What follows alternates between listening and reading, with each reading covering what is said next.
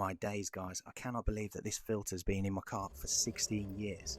Surely it's not doing anything at this point. Petrol is extremely flammable. Do not put yourself in harm's way to do this. In this video, we're going to change a fuel filter to my Volkswagen. This is going to be the same for any Volkswagen with an inline fuel filter. The Jubilee clip is rusted, so I'm just going to break this off with a mole grip to free the filter. Draining the fuel which remains in the system. The filter's got clips on the left and the right. And to take the filter off, it's pretty easy. You just push the connectors down. There's a button on each of these connectors. I'm going to replace this with a Bosch fuel filter. I will leave the link in the description. It's worth taking note at this point of the arrow on the new filter.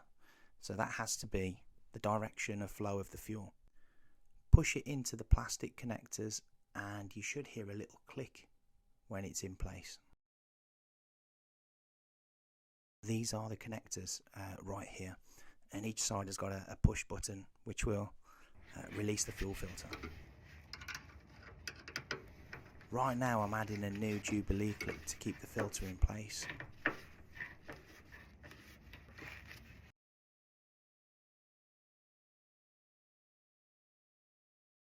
Gosh guys, look at the state of the old one.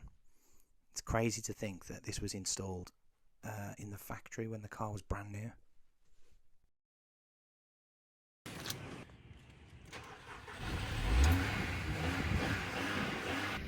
It's worth having a quick look underneath just to make sure everything's okay and there's no fuel leaking.